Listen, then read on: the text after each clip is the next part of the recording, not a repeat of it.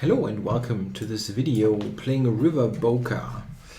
Yeah, I've had some e4, e5s against him, so going to switch it a little bit and see what happens if I go knight f3. Should be benefits to having a broader opening repertoire. I had actually good positions in the e4, e5 games. I had winning positions. Yeah, I remember those two games. Yeah, that was okay. That was an okay game, and that was a completely winning game that I spoiled. Okay, so let's see what we get here against Riverboca. He has played this closed setup from the modern defense. Yeah, here white has a substantial strategic threat of playing g4. Black basically has to play f5 now. Or, yeah, it is just f5, right? There's no other move. Yeah, he has to do this. Yeah, and here I have a couple of interesting ideas. One is to play g4, which is a funny idea. I mean, it's maybe not the best move. The taking is probably the best, but it's just a funny move that I like to play. Black now can play f4, after which we get a totally closed position on the king side. Or he can take, and normally it will take on g4, after which I go knight h2 and regain the pawn. And then we have a somewhat uncommon situation there with the f file open. Black quite often will then try to use the f4 square. I think black should take on g4. After f4, I think white is at least a bit better. Yeah, that's, I think, the right choice.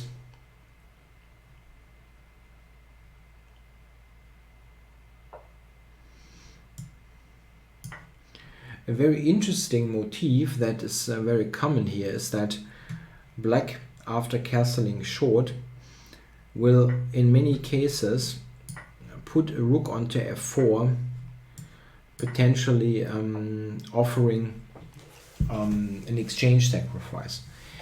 And it's not easy for white to ever take that exchange, because then the bishop would be very active, like rook f8, rook f4 in such a situation.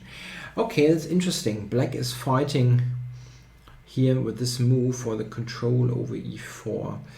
So, over g4. Yeah, take now, or... Yeah, I mean, that cannot be a bad endgame. The question is how to play it.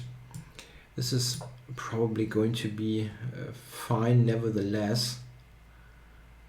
Or wrong wording, no matter what. Let's say it, that should always be quite useful to put the king onto e2 and to cover the pawn. An interesting question is, however, what is he doing there? I was thinking knight f6 is kind of normal. Okay.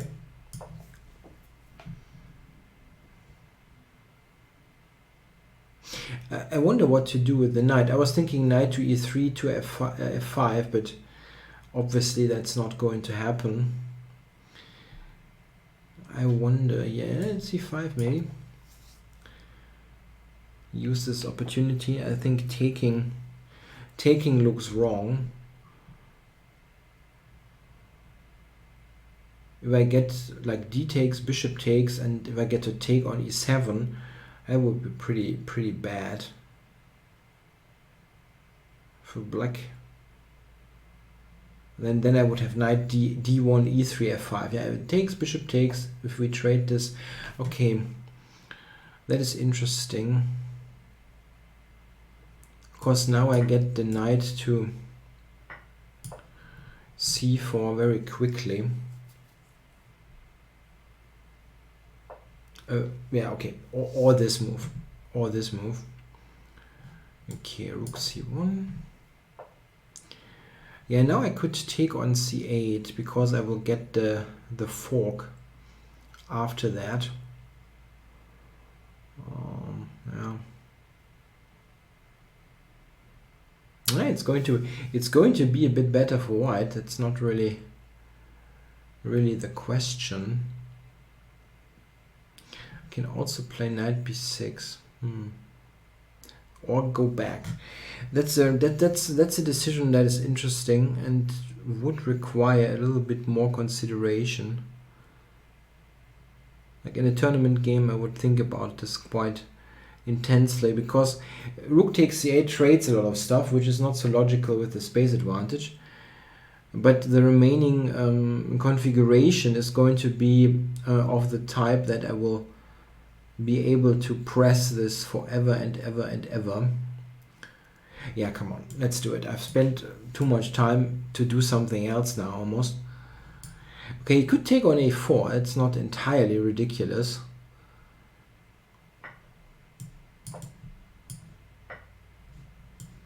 This is what I meant with a position that you can never lose. King d3 was also interesting. Nah, that was better probably. It was just better.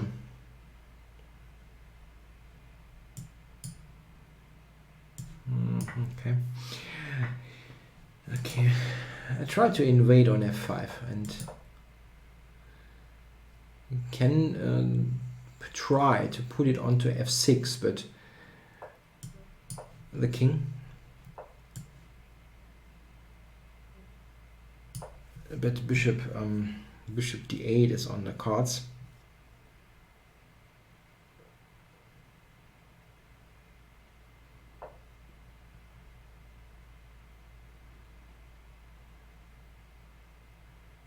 Okay, yeah, I'll get there. You cannot play bishop e7, that just loses. Oops, why doesn't that lose? Yeah, it does lose.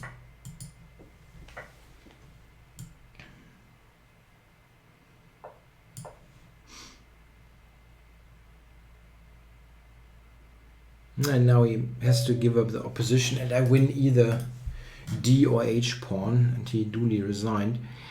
Yeah, I want to have a look there at this game. That was interesting. Yeah, here this line with knight d7 and knight e7, white can tackle in many ways. h4 is one of them. It's probably the most direct way of playing, and really trying to make use of the fact that black has not put the knight here, which would yeah, like in a similar position, if you put this here, h4 would be pretty ridiculous. I mean, that's not a threat. And here h5 is something that black, yeah, it's difficult to ignore it completely, because the pawn arriving on h5 would be just very inconvenient. So he went h6. This is what most people play. I went h5, g5 and d5. Yeah, and now this is funny. I think really f5 is almost mandatory. What the engine, and now the engine gets there. And this is nice. Yeah, that the engine has this worked out. Let's say a move like whatever. Let's do this. Yeah, is punished by g4, and then black is in that clamp position on the king side. You will never ever get anywhere. Yeah? You can attack this, but okay, I have it covered. Then f3, and on the king side nothing ever happens. The bishop stays a bad piece, and white will slowly expand on the queen side and yeah, be a lot better. In some sense, this is strategically almost winning for white. It's not, yeah, like mathematically a winner, but it's very, very good. And you should score overwhelmingly from such a position. Okay, f5 is better. And normally I think you take, this is a stronger move, but I have a soft spot for this idea somehow. I think it's a funny way to play. Okay, f4 is a different story than before, because like here the pawn is on f7 and here it's on f4. So this is in comparison a lot better for black. Still, white is going to be better because you still have the queen side play. And okay, the pawn is better on f4 than on f7, but it doesn't really change much in terms of the queen side. And black is still not getting any attack. This side of the board is closed. What white does not have here are those squares here, mostly for knights. That would be nicely positioned. But yeah, I still think this is right. He played this correctly. At f6, and then you take him. Yeah, you can also take immediately. f3 I felt was also looking fine. It is part of this position anyway. Control g4 and so on. And now knight g8, that regrouping. I was just surprised that after this he put the knight back onto e7. That really surprised me. Of course you can argue, if you put the knight onto f6, what exactly is that doing? Hard to say. Maybe he was also afraid that if he plays the knight to f6 that this would be too strong. Maybe. Yeah, but here white is more comfortable. I mean, it's just not, it's not up for debate. c5 and a6. Yeah, maybe a6 is also, it's questionable. The engine wants to play knight a4 immediately. That's interesting. And then rook c1 and b4. Interesting.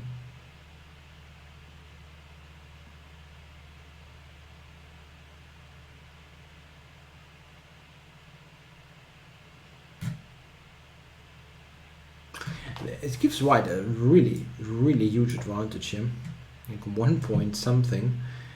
I mean, yeah, I mean, I see the point. If you can double behind here on the c file, I mean, that's going to look terrible.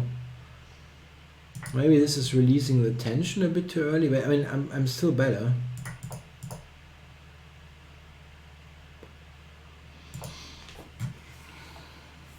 Yeah, b5. I think probably objectively speaking, yeah, I mean, okay, knight c3 is stronger.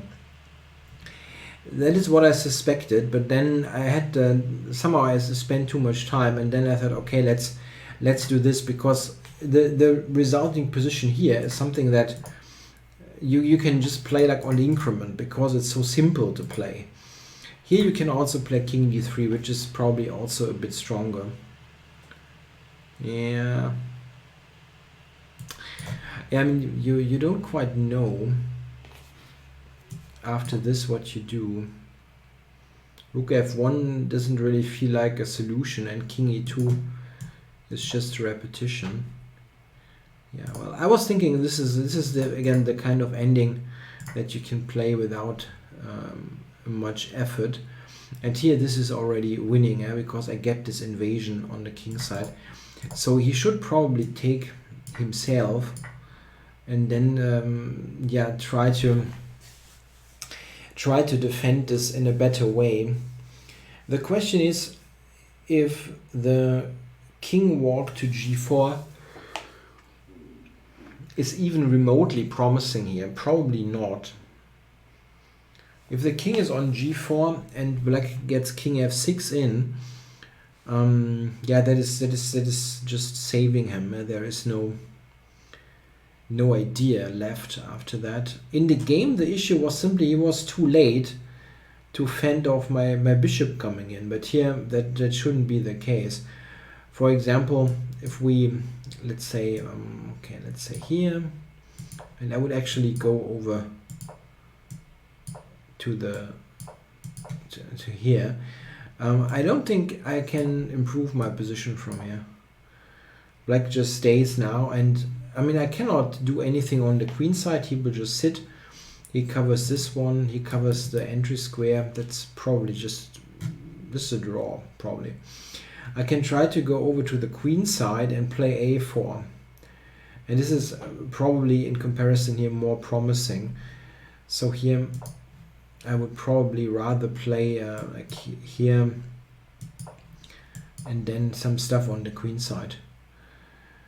That is probably a better chance, even though, again, the likelihood of a draw is quite high. I mostly went for this because of the simplicity when the time was a little bit low.